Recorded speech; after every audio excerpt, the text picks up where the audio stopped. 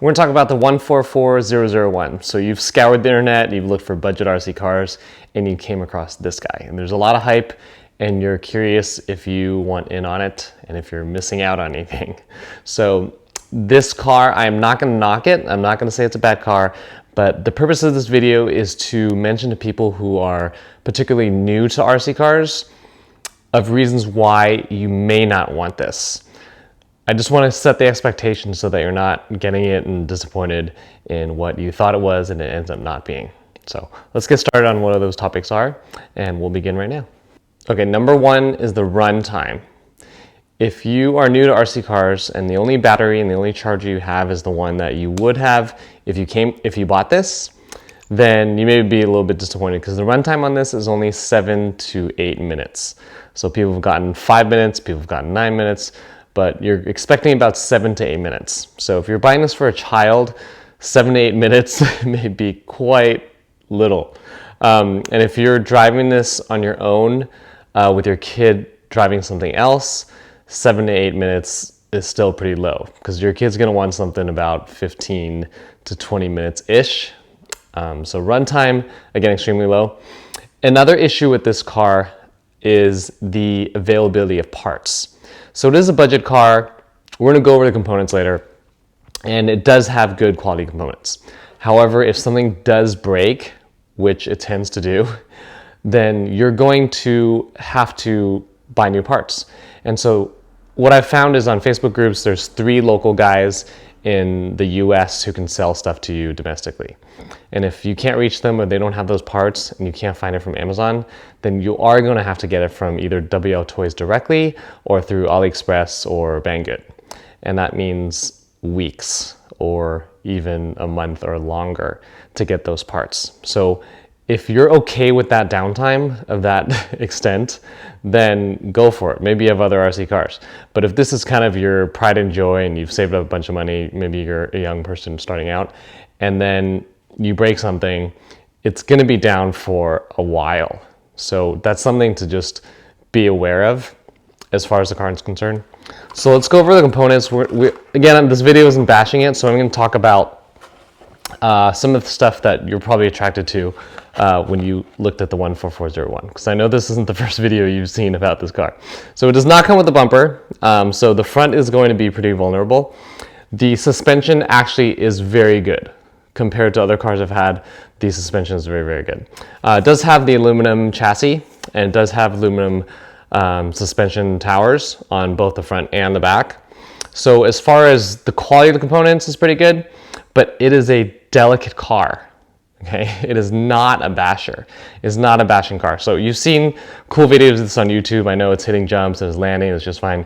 So what you're not seeing is the aftermath. What you're not seeing is how this thing endures months of use. Okay, if you're reviewing a car and you drive it for a couple hours and you show cool videos, that says really nothing about the longevity of this. Most people are gonna have a few cars or a car and going to be using that primarily.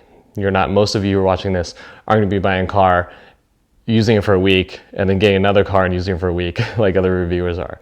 So you do want to see this in terms of longevity, not just how cool it is the first few uses out of it. So again, durability is not very good. So you will be getting parts, and part availability, again, would be a concern of mine, is a concern of mine, and may be a concern of yours. So something to be aware of. If you are looking to convert this to a brushless system and know nothing about how to convert to a brushless system, this may not be the best car for you. The first brushless conversion I did was a different car, and then the second car was this car. And you may wonder why people are choosing this car for brushless conversion. And it does have to do with the quality of the chassis. Quality meaning suspension, the type of components that are together. A lot of stuff is metal. Just so you're not misunderstanding, metal is stronger in some sense, but when they bend, they don't bend back immediately. It's something you have to take apart and then bend back by yourself. Whereas plastic, high quality plastic, will have some maneuverability And so it does bounce back after crashes if it doesn't break or snap. So metal isn't always the best thing. A lot of times people change these arms to metal. And what happens is if you change the weaker points to metal, then that force doesn't go away. The force just gets transferred to the next weakest link. And that weakest link may not be a part that you want to replace. So sometimes, it sounds funny, but sometimes the part that breaks is the part that you want to break because it's easier to replace, it's cheaper, or it's easier to get to. So making a full chassis all of metal isn't really the best thing to do as far as durability is concerned. Back to brushless conversion. If you're going to convert this to brushless, you will be changing out every single electronic component. You will be gutting it out till it's nothing, till it looks like this. Actually less than this, because you have to change out the servo too. So for those who are new at brushless systems, you will have to change out the motor to a brushless motor. You will have to change out the ESC to support that brushless motor. You will have to change out the servo.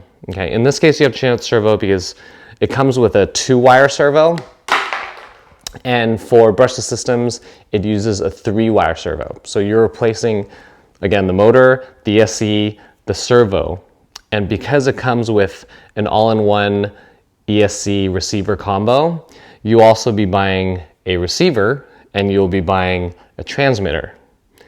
And those are 5 things already.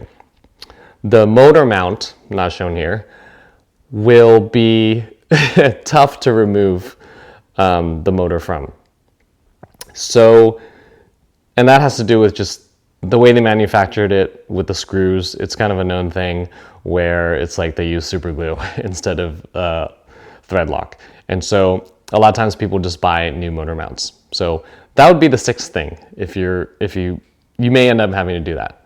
And so if you're gonna do a brushless system and you're trying to do speed runs like everyone else, then it's not just about upgrading the system such that it becomes stronger and faster, but when you get to those speeds, you're gonna want tires, foam tires, something that doesn't balloon, something that will be more stable.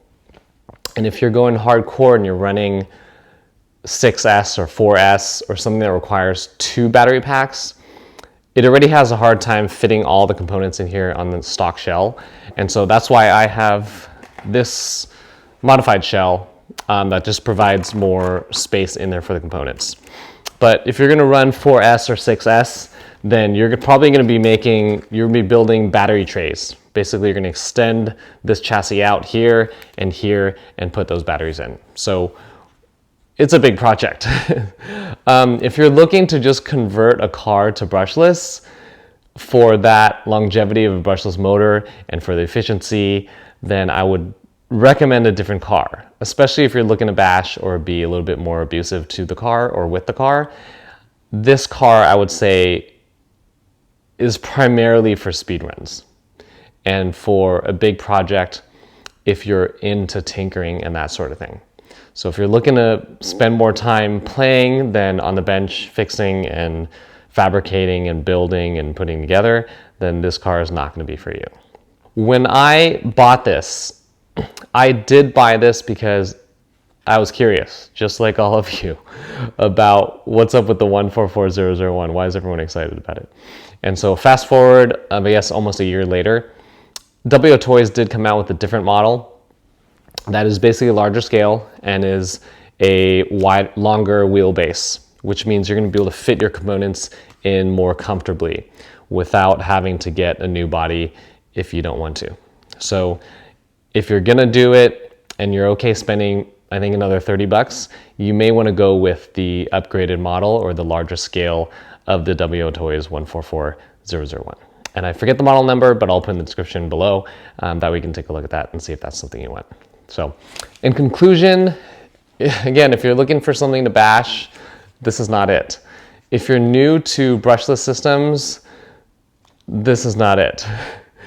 If you're looking to do speed runs and you're okay with the exploration and the, I guess, the learning curve, and waiting for parts, and you like chatting up with people on Facebook or other forums to build something yourself, then by all means, this can be a fun project.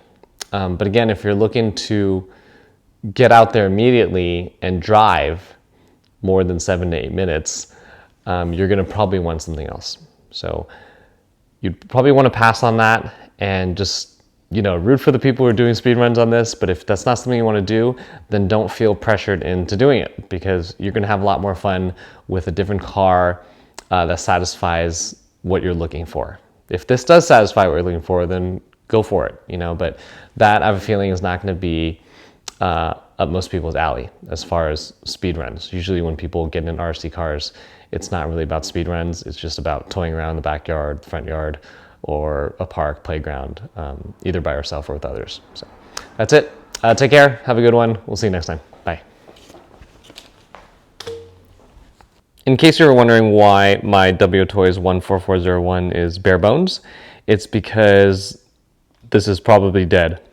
What happened was I went a little bit out of control and I hit a metal bench, and the screw here, right there, that guy, that holds this piece in, sheared off. So we have the threads of the screw inside here and the head of it still here. So I was not able to find this piece online anywhere. This may be a generic piece that I can probably find from another source, but so far I was not able to find that. And so I can't operate this car with a piece of threaded screw in there. So far this is pretty much just a chassis, and I haven't decided what to do with it yet, but all the electronic components I may readapt for another project. And that is that.